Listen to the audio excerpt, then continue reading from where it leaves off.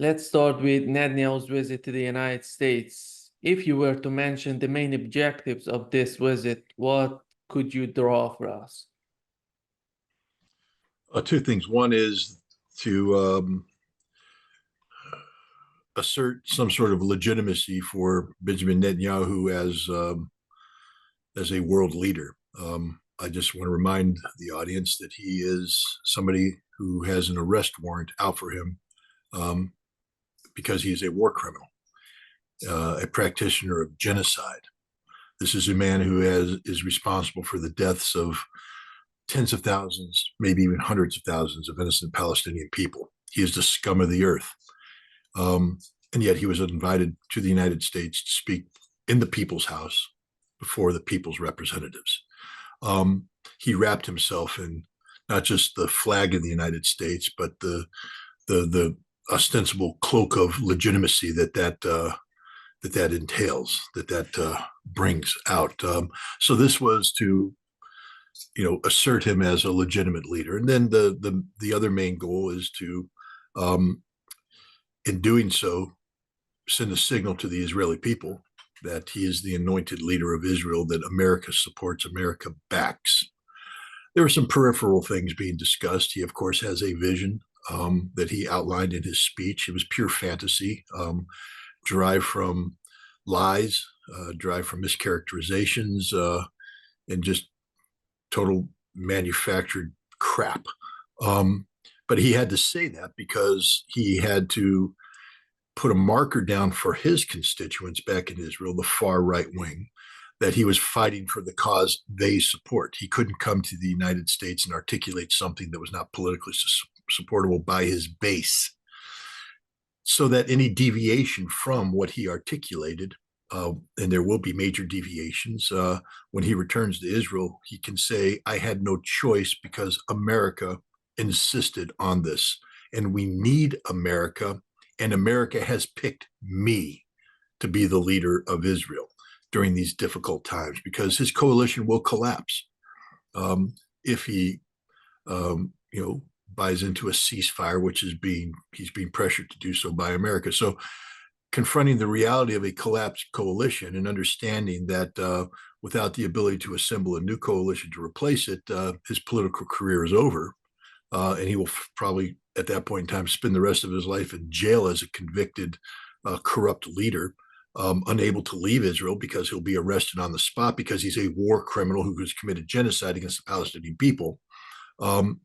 He is going to do his best to remain politically viable. Right now, the only way he can do that is to wrap himself in the American flag and say, I am the anointed one, the one that the United States, and this ridiculous show in the people's house, having American leaders who have lost all morality, all sense of right and wrong, applaud him as if this was a replay of the Soviet Central Committee of the Communist Party back in the Cold War. We thought that he's going to ask for some sort of permission to go after Hezbollah, but he was talking more about Iran, and he wants a war with Iran. Do you think he's really serious in what he's talking about? No, of course not. He's not serious. He can't have a war with Hezbollah because he will lose a war with Hezbollah, and he can't have a war with Iran because he will lose a war with Iran. It's not serious. Nobody in the United States is taking this serious. Yes, we have the French kooks on the right and the French kooks on the left, both of whom meet in the same spot because they are unabashed supporters of this Zionist criminal entity we call Israel. But nobody's going to war with Hezbollah or Iran. That's the quickest way to a death sentence for Israel there is. He was playing to the base. There will be no war with Iran. There will be no war with Hezbollah. It just isn't going to happen. It's a fantasy on his part. The Israeli Defense Force has said, we can't do this. We are out of tanks. We are out of spare parts. We are out of ammunition. We can't defeat Hezbollah. We can't defeat Hamas. So when you have your military saying this, what makes you think that he's going to go forward with campaigns that are destined to end in not just the a minor defeat of Israel, but the strategic defeat of Israel, the physical destruction of Israel. No, it's just all words for the base. Don't you think that is a desperate attempt on his part? Because after a military operation that wasn't successful in Gaza, and they're shifting to Hezbollah. Right now, it's the Biden administration said to them that if you go after Hezbollah, we're not going to be there to help you. You have to do it by yourself. And right now, they're shifting to Iran. It seems that they're hoping that if they pick a bigger fight with Iran, that could bring the United States into the conflict. No, it's stupid. And the United States has already told him, we're not playing this game. Don't you remember April? When Iran attacked Israel in retaliation for the Israel criminal action that took place in Damascus, where they violated international law by bombing a diplomatically protected facility of the Iranian on Syrian soil? What was the response? A massive attack by Iran against Israel, 9 missiles of which penetrated the impenetrable defense shield, hitting the targets they were designated to hit in Israeli air bases, sending a signal that we can do this anytime we want to. Israel said we have to respond. What did America say? Good luck, because you ain't getting our help. You want to know why America said that? Because back when President Trump assassinated Qasem Soleimani, the Iranians retaliated against the American forces at the Al-Assad air base in Iraq, firing missiles that penetrated the American defense shield and hit their targets with a precision that shocked America. Mr. Donald Trump, the toughest guy in the world, the tough guy doesn't back down, sat in silence because there's nothing he could say, because Iran put a marker on the table that said, if you want to take this to the next step, every single one of your facilities in the Middle East will be hit with the same level of lethal precision. So Trump just shut up. And that lesson carried over to the Biden administration. They know what the outcome would be of a conflict with Iran. So they're not going to back Israel's insane desire. This is Benjamin Netanyahu. Look, there's a reason why he's a war criminal. It's because he's insane. He's been insane from day one. This is a man who's so far detached from reality, it's not even funny. He's also a political operative that's shown a proclivity for surviving in scenarios where most politicians would not. He's playing a very dangerous political game. But the United States has made it as crystal clear as possible. They're not going to be sucked into a conflict with Iran. There's zero chance of that happening. Zero chance. Let me remind everybody, we thought we could intimidate the Houthi, that we could compel them through force of arms in stopping their blockade against Israel. We failed. We continue to fail. And that military that failed against the Houthi is supposed to somehow defeat Iran? Go smoke more dope. It isn't going to happen. At the same time, Scott, when we are witnessing that Putin is bringing Erdogan and Bashar al-Assad together, China is bringing all these groups in Palestine together to make some sort of agreement among them. And you see Netanyahu just talking about war in the US Congress. How do you picture this Russia and China trying to bring some sort of agreement, and the United States, everybody's applauding Netanyahu for bringing more wars? Well, I mean, basically, we see the stark contrast between the American approach towards global affairs and the approach by the Russians, the Chinese, and others.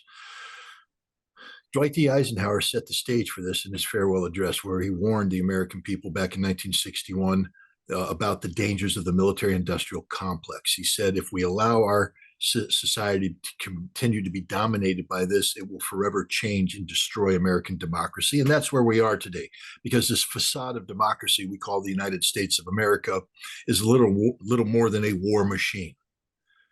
Our economy, our society, our politics, the way we interface with the world is all defined by conflict, because that's what a military-industrial complex demands. War is the lifeblood of the American system. We can't succeed, we can't function unless they have conflict. We need conflict, so we promote conflict. That's why you see what you see here. Russia and China, on the other hand, aren't addicted to their respective military industrial complexes. They haven't been injecting that heroin into their veins. They believe in diplomacy. They believe in nonviolent resolutions to complex problems. And they've shown that it succeeds. After all, it was the Russians and the Chinese that brought the Saudis and the Iranians together. It's the Russians and the Chinese that have brought the various Palestinian factions together to create a fusion system that cannot be rejected by Israel or the United States on the grounds that it is Hamas dominated. And now you have Putin doing his best to bring an end to a conflict in Syria that was created by the United States. The United States created this. The United States made the Syrian conflict happen. The United States poured billions into that because we are a war machine, addicted to war. That's all we know how to do. We do not know how to make peace. Peace is actually poison to us because if there's peace, the war machine isn't being fed. But the Russians and the Chinese don't operate that way. But here's the difference. The Russians and Chinese don't care about America anymore. They simply don't care. I mean, America's there, can't ignore it. But the day where they had to say, well, we can't do this because America opposes it is over. They don't care. Not only that, by promoting peace, they're going to watch America, this addict to war, go into withdrawals because without the conflict to feed it. I mean, look again, look at Netanyahu. What passed for a peace plan under Donald Trump in the Middle East? The Abrams Accords. The Abrams Accords is a big peace plan. No, it was a war. It literally was a system designed to promote conflict between Sunni and Shia, with Israel siding on the side of the Sunni. That's all it was. The Abrams Accord was not a peace plan. It was designed to suppress the national ambitions of the Palestinians while creating a political, economic alliance to oppose the Shia Crescent, the axis of resistance. When I say oppose, I mean oppose violently, to create an economic system that would buy more American weapons. That's what it was all about. And it's dead. It's gone. It's finished. And so what's Netanyahu's response? More Abrams, double down on Abrams. But the region, the world, China, Russia, they're not playing that game because they recognize peace is the only path forward. Peace is the only path forward. If you choose war, all you get is death and destruction. For America, that's what we feed on. We feed on the death and destruction of others. We promote the wars abroad. That's all we do. Think about it. Around the world, show me one place where America's promoting peace. One. It's just a challenge out there. Where? What? It doesn't exist. We don't know how to do it because we are addicted to war. And so the Russians and the Chinese are simply pushing us off to the side, and they're promoting peace. And nations are deciding that they don't want the war, the death, the destruction that the United States offers, because that's all America offers. They want peace. They want prosperity. This is the victory of diplomacy over militarism. In America, the only way we're going to save ourselves is to buy into the same thing. Now, this is going to require a radical transformation that we're not ready to undertake. Maybe we need to have some sort of collapse where the edifice of conflict just totally breaks down, and then we can rebound and rebuild as part of a global system. But as long as we think we are the essential nation, the world can't live without us. We're America, but what we mean is that we can't live without the world being at war. That's what it's about. That's what American hegemony is about. One nation surrounded by global conflict, and that conflict feeds us, sustains us, defines us. I think the world's tired of that, and they're walking away. When Netanyahu is talking about we, Israel and the United States, together with our Arab friends, we can fight Iran. Do you think he considers that if he goes after Iran, if he pick a fight with Iran, that Saudi Arabia and UAE gonna be on his part? Let me correct your question. You mean when the genocidal war criminal at the head of the apartheid, illegitimate Zionist state of Israel? Let's stop talking about Netanyahu as he's somehow legitimate. The man is an insane war criminal. He's the scum of the earth. And like any criminal in a desperate situation, he plots more crimes. He's looking for collaborators in his criminal activity. No one will align with Israel. That's what Israel is starting to learn as a nation. They are fundamentally isolated because the entire world sees them for what they are: an illegitimate Zionistic apartheid state committing criminal acts of genocide against the Palestinian people. So let's stop saying Netanyahu. I spit when I say his name. He's the scum of the earth. He should never have been allowed into my country, into my house, the people's house, the Congress of the United States. He should never received applause from a single representative of the American people, because we are not supposed to be a nation that promotes genocide. And yet that's what we have become: apologists for genocide. Not just cheerleaders for genocide. Screw Benjamin Netanyahu. Nothing he says is linked to reality. Nothing. He can hope, he can want. It's not going to happen. As I told you, that speech was intended to mollify the base back in Israel. There's no real plan there. Saudi Arabia isn't going to jump. Saudi Arabia has bought into BRICS. Okay? That is the future of Saudi Arabia. BRICS, peaceful coexistence, economic expansion, not buying into the war and conflict-driven relationships of the past, but a new future. The same with the United Arab Emirates. That's their future. They're not going to go backwards, and definitely not for a scum like Netanyahu. They're not going to align themselves with a genocidal state. That's insane. Saudi Arabia will never back genocide against the Palestinian people. And that's what Netanyahu is saying he wants.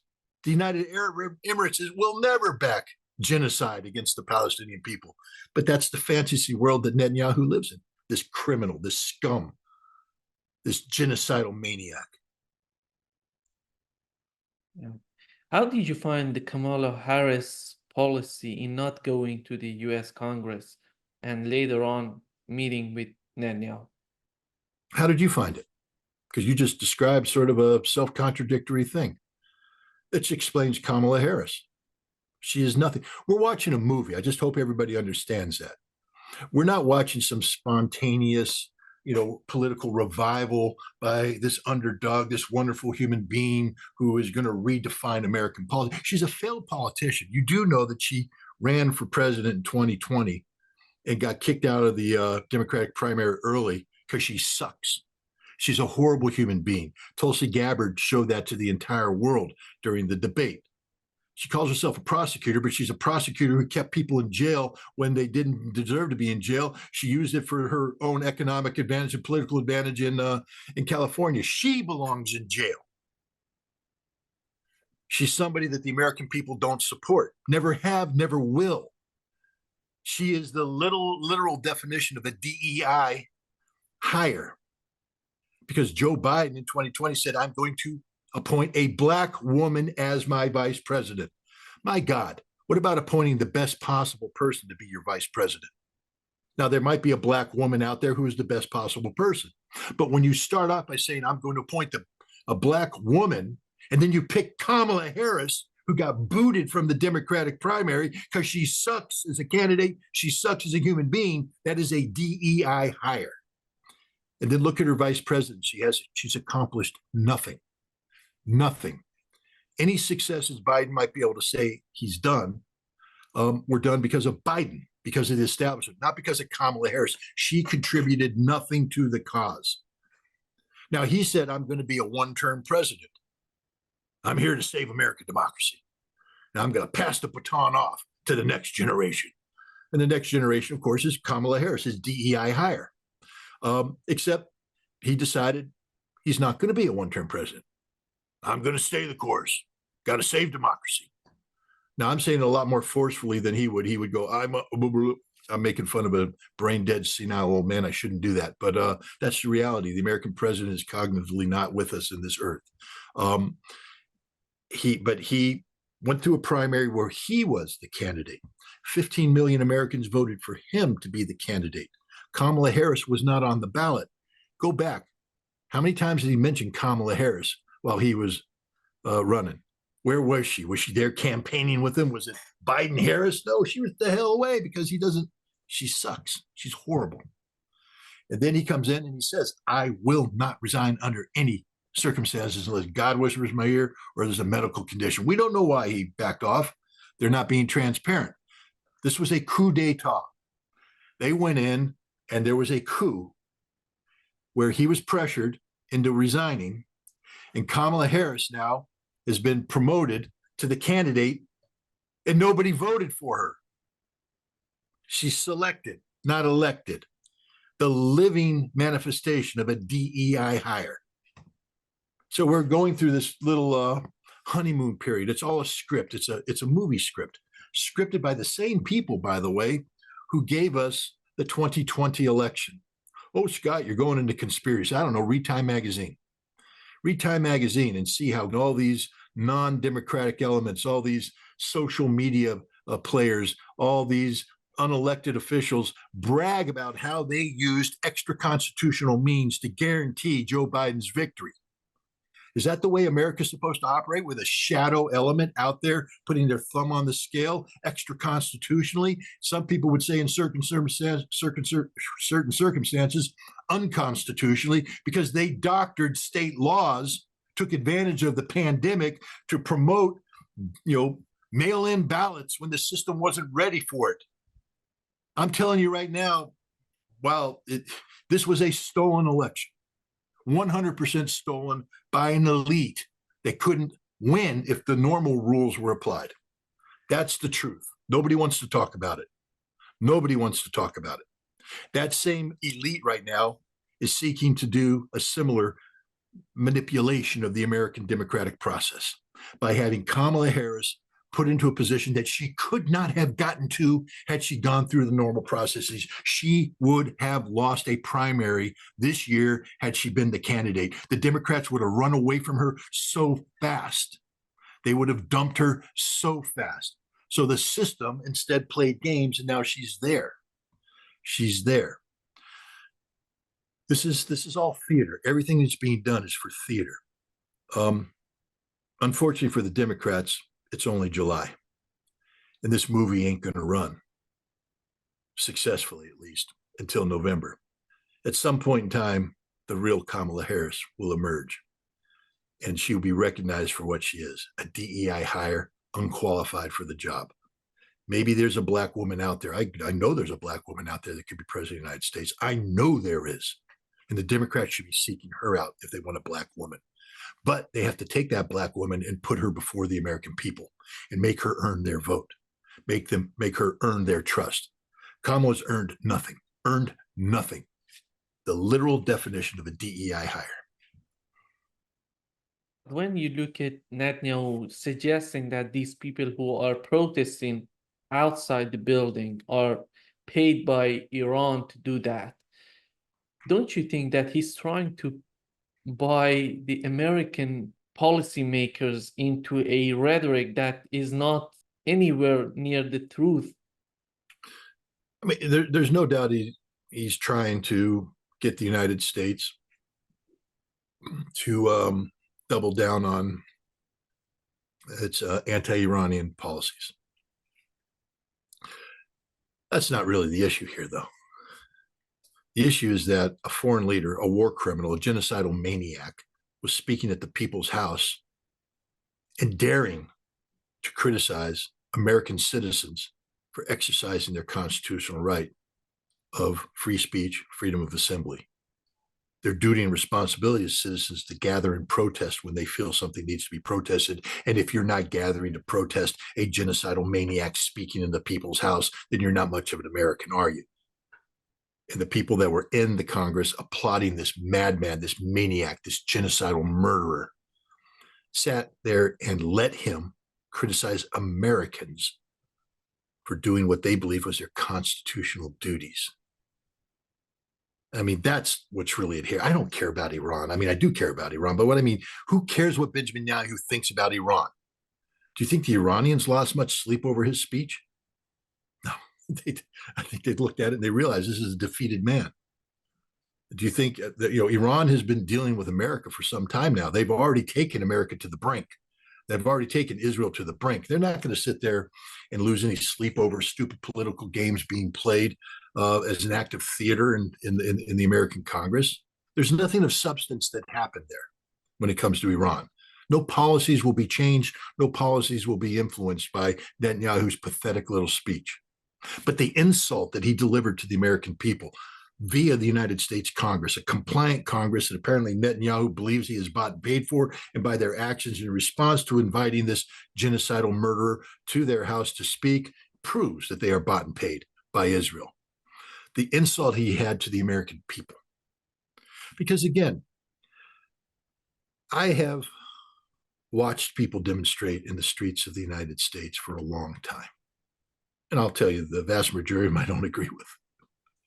I wouldn't be side by side with them demonstrating for their cause. No, not at all. I would hold opposite opinions. But I would be the first one out there to protect their right to demonstrate, because that is the point. It's not what they're demonstrating. That's important to them. It's the fact that they can demonstrate that makes America the country that it is.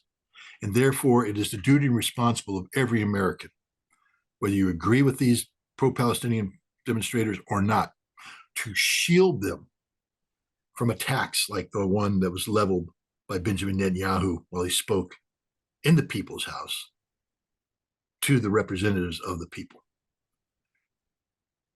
Where were the members of Congress to stand up and shout him down when he said that? Shut up, they should have said. Shut up. You don't get to talk about freedom of speech and freedom of assembly in America. Get out of here, rush the stage, tackle him, remove him, evict him. But don't sit there and applaud while he attacks the Constitution of the United States, because that's what he did. And it just shows how feckle and baseless America has become when the people's representatives in the people's house allow such an attack to take place.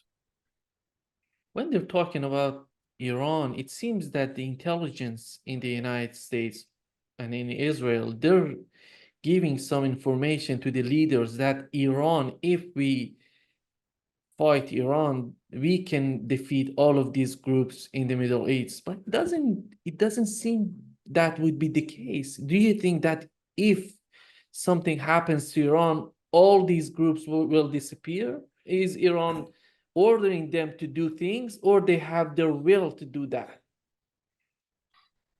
Oh, first of all, the will exists, independent of Iran. Hezbollah would be resisting Israel, independent of Iran. Hamas would be resisting Israel, independent of Iran. The Houthi would be resisting Israel, independent of Iran. The Shia militias in Syria and Iraq would be resisting Israel, independent of Iran. But let's not fool ourselves into believing that Iran isn't a critical aspect of the axis of resistance. Iran is a major power, a huge regional power. And Iran emboldens them with their political support and empowers them with their military and financial support. So Iran is a critical element. But let's talk about, how do you defeat Iran? How do you defeat Iran? I mean, the speculation that Iran can be defeated by Israel, by the United States, is absurd. We've been trying for years. We're continuing to try today. Iran has shown a surprising resilience. There are problems in Iran. We saw that in the last election. The low turnout shows that people are losing confidence in the system. Does the system best represent us? Now, they've elected a new president who, some people would say is a moderate reformer. I think you're not going to see any change in his foreign policy. But I do think you're going to see Iran start to reconsider some of its domestic policies, especially when it comes to women and how women are treated in Iran, because the people demand it. There are a certain element of current conservatives who, of course, will support the conservative, suppression of women in Iran.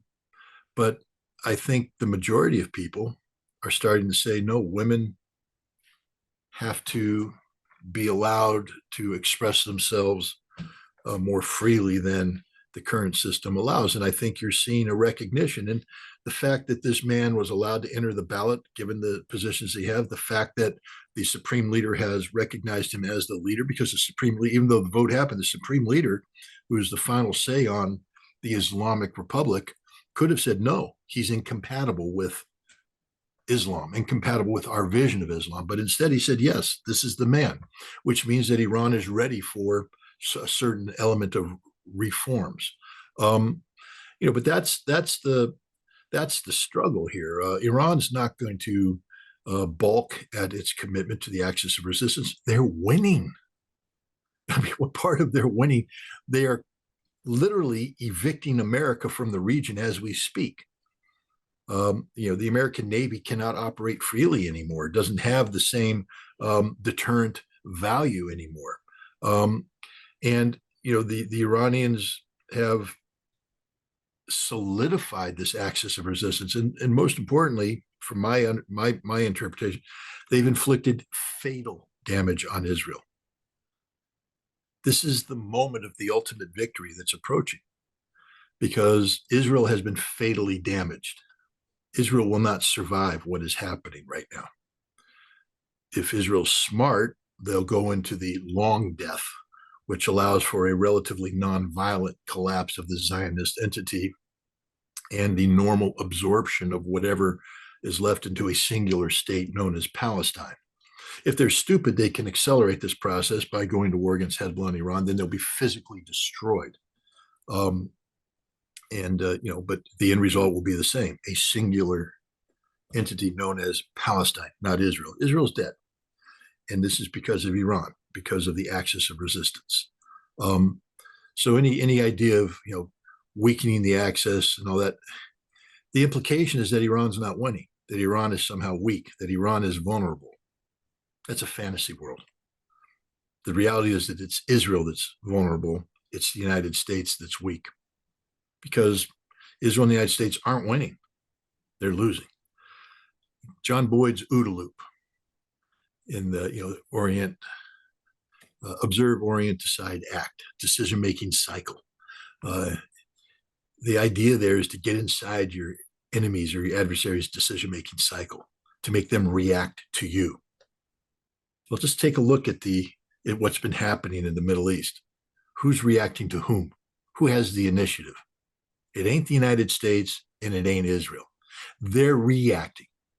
If this was a dogfight between fighter aircraft, America and the Israelis would be shot down every time.